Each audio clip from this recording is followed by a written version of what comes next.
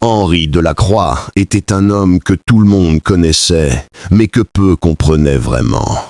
Milliardaire, chef de plusieurs entreprises florissantes, père de 5 enfants, il avait tout, et pourtant une inquiétude le rongeait depuis des années, qu'il aimait réellement pour ce qu'il était, et qui ne voulait que son argent. Chaque sourire, chaque accolade semblait cacher un calcul. Chaque mot doux était potentiellement un mensonge. Assis dans son immense bureau, Henri observait les photos accrochées au mur. Sa femme, Élise, radieuse, et leurs 5 enfants. Il revoyait les fêtes, les dîners et les réunions familiales où il avait cru sentir de l'amour, mais où il ne voyait maintenant que l'intérêt.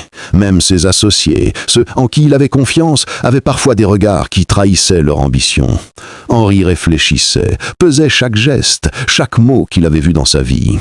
Et il prit une décision radicale. Il allait simuler sa mort. Il orchestrerait sa disparition pour voir le vrai visage de chacun, pour découvrir qui l'aimait réellement et qui ne voulait que son héritage. Il s'assura que des médecins complices soient présents pour créer une mise en scène parfaite. Une mort silencieuse, une disparition crédible et surtout une occasion de tout observer. « Il est temps de savoir », murmura-t-il, un sourire discret aux lèvres, mêlant excitation et nervosité. Il avait tout planifié, chaque détail, chaque moment. Le monde extérieur devait croire que Henri Delacroix était parti pour toujours, mais Henri, lui, allait rester, caché, prêt à tout voir. Les nouvelles de la disparition d'Henri Delacroix se répandirent comme une traînée de poudre. Les journaux du matin titraient en lettres majuscules « Henri Delacroix, l'empereur de la finance, est mort subitement ». À l'entreprise, le choc fut palpable. Certains employés s'inclinèrent avec respect, tandis que d'autres échangèrent de regards inquiets, chuchotant entre eux. Mais Henri, caché dans l'ombre derrière son dispositif, observait tout avec une précision glaciale. Il vit la panique se mêler à la curiosité. Certains employés, qui avaient toujours souri à ses blagues, baissaient maintenant les yeux, incertains de la manière de réagir. D'autres se précipitèrent vers les téléphones pour envoyer des messages, comme s'ils voulaient contrôler l'information avant qu'elle ne se répande. Henri nota chaque micro-expression, le tremblement d'une main, la nervosité dans la voix, les petits gestes d'hésitation. À la maison, ses enfants réagirent chacun à leur manière. Le plus âgé, arrogant, marmonna quelque chose sur l'organisation de l'héritage avant même de montrer de la tristesse. La plus jeune se jeta sur le canapé, feignant des sanglots, tandis qu'Henri voyait à travers son jeu les yeux brillants non de chagrin, mais d'excitation. Ses frères et sœurs, eux, s'approchaient du téléphone, feignant l'incrédulité, mais calculant déjà la part qui pourrait leur revenir. Henri observait sa femme Élise à distance, et une étrange mixture de colère et de fascination l'envahit. Elle portait un voile de tristesse, mais Henri pouvait lire derrière ses yeux la combinaison parfaite de regrets et de calculs. Ses lèvres tremblaient, mais c'était une performance, pas de la sincérité. Elle passait des mains sur son visage, comme pour convaincre les autres de sa douleur, mais Henri voyait chaque mouvement orchestré, chaque geste minutieusement pensé. Dans la rue et les journaux, les réactions allaient du chagrin public à la spéculation la plus cruelle.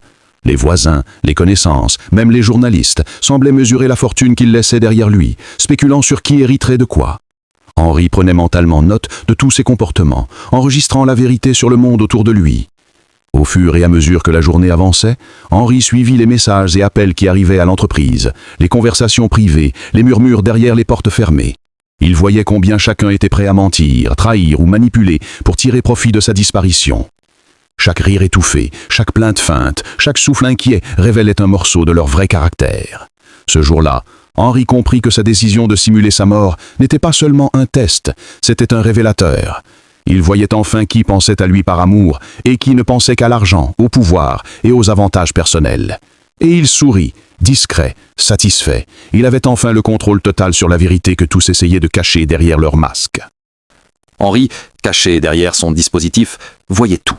Chaque mouvement, chaque expression, chaque souffle trahissait l'état réel des convives. L'air était chargé d'un mélange de tristesse feinte et d'avidité. Élise fut la première à s'approcher. Elle portait une robe noire parfaitement repassée, et ses talons claquaient doucement sur le sol. Chaque geste semblait calculé. Elle posa ses mains sur le cercueil, baissa les yeux, inspira profondément et murmura « Henri, je dois te dire la vérité, je n'ai jamais été fidèle. » Henri sentit un frisson le parcourir. Il nota le tremblement léger de ses lèvres, le mouvement de ses mains, la rapidité de son souffle. Élise voulait que ses mots sonnent sincères, mais il voyait clair dans son jeu. Elle poursuivit, sa voix presque inaudible, « Et ces enfants, ils ne sont pas à toi. » Un silence glacial tomba dans le hall. Les convives se figèrent. Henri observa la réaction de chacun. Certains fronçaient les sourcils, choqués, tandis que d'autres s'échangeaient des regards curieux, presque intéressés. L'avidité se lisait dans leurs yeux. Puis vinrent les associés. Ils marchaient avec un mélange de gravité et d'arrogance. Certains souriaient faussement, posant des mains sur les épaules des proches. D'autres avaient un regard froid et calculateur. L'un d'eux s'avança, le visage impassible. « Henri, je dois te dire la vérité.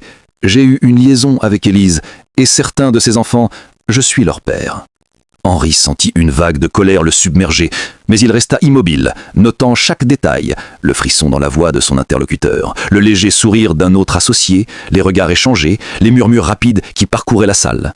Chaque geste, chaque souffle, chaque tic révélait l'avidité. Les frères et sœurs d'Henri s'approchèrent ensuite. Ils chuchotaient entre eux, se disputant déjà pour savoir qui aurait quoi dans l'héritage. Les yeux brillants, les lèvres serrées, certains se penchaient vers les autres pour murmurer des plans et stratégies, d'autres éclataient de rires étouffés en feignant l'incrédulité. Henri voyait tout. Chaque micro-expression trahissait la vérité. Puis vinrent les enfants. Chacun à leur tour, ils s'avancèrent vers le cercueil. Certains riaient doucement, d'autres feignaient les larmes, mais tous cherchaient à évaluer la valeur de l'héritage. Henri écoutait leurs murmures, leurs commentaires sarcastiques, leurs calculs silencieux. Il revoyait les dîners, les réunions de famille, les anniversaires où il croyait en leur sincérité. Tout cela tombait maintenant comme un château de cartes. Un des enfants, le plus âgé, posa une main sur le cercueil et dit avec un sourire ironique « Papa, je suppose que maintenant on peut discuter sérieusement de qui aura quoi ?»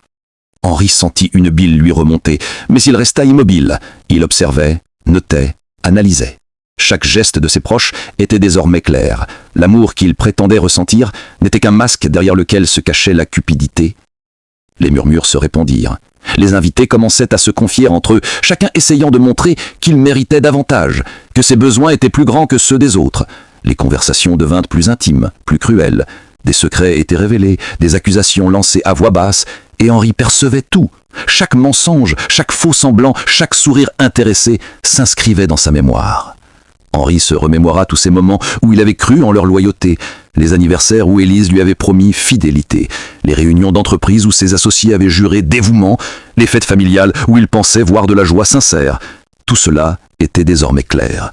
Personne n'était là pour lui, mais pour ce qu'il possédait. Pendant que le flot de trahison continuait, Henri nota également les détails physiques, la façon dont un associé serrait les poings quand il pensait à l'argent, les doigts d'une sœur qui tambourinait nerveusement sur le dossier d'une chaise, le sourire ironique d'un enfant lorsqu'il entendait une révélation compromettante. Chaque geste parlait plus que les mots. Les convives, absorbés par la cupidité et les calculs, semblaient oublier la douleur et la gravité de la situation. Henri, lui, restait concentré, analysant tout. Chaque micro-expression, chaque souffle, chaque tic devenait un indice pour déterminer qui était digne de confiance. À la fin de la journée, Henri réalisa que ce test avait fonctionné. Il savait exactement qui méritait son héritage et qui n'était là que pour son argent. Ses yeux se posèrent sur le cercueil et un léger sourire se dessina sur son visage. La vérité était révélée et plus aucun masque ne subsistait. Alors que le flot de trahison semblait sans fin, une femme entra dans le hall. Henri reconnut immédiatement son visage, Marie, son amour de jeunesse. Son visage était légèrement marqué par le temps, mais ses yeux brillaient d'une lumière familière et sincère. Elle avançait avec humilité et assurance, mais chaque mouvement traduisait la vérité et la tendresse. Elle s'approcha du cercueil, les mains tremblantes, et murmura « Henri, je t'ai caché un secret toute ma vie. J'ai élevé un enfant, ton enfant, et je n'ai jamais eu le courage de te le dire. » Henri sentit son souffle se couper. Ses yeux cherchèrent le jeune chauffeur qui, depuis des années, était toujours là, discret, mais attentif à chacun de ses besoins. Tout devenait clair. Il s'agissait de son fils. Marie poursuivit, les larmes aux yeux. « Il t'a toujours respecté, toujours protégé. Jamais il ne t'a trahi. Il t'a aimé même sans te connaître vraiment. » Henri sentit une émotion profonde, mêlée à la tendresse et la fierté. Chaque trahison qu'il avait observée, chaque sourire intéressé, chaque mensonge disparaissait face à cette vérité pure. Il se redressa, faisant taire l'assemblée. Il prit Marie par les mains et dit « J'ai fait semblant de mourir pour découvrir qui m'aimait vraiment. Et aujourd'hui, j'ai vu vos visages, vos mensonges, vos calculs. Mais ce fils sera celui qui héritera de tout ce que j'ai construit.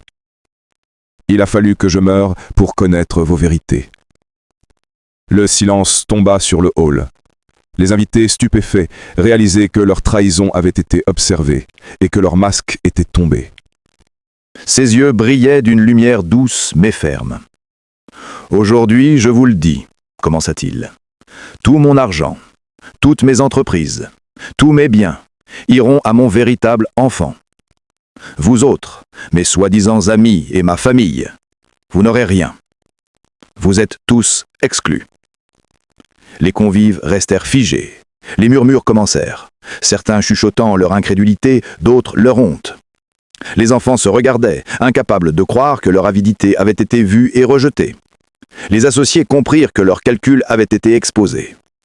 Élise baissa la tête, impuissante. Henri posa une main sur l'épaule de son fils et regarda Marie avec tendresse. La richesse matérielle est éphémère, mais la loyauté, l'amour et la vérité sont ce qui perdure.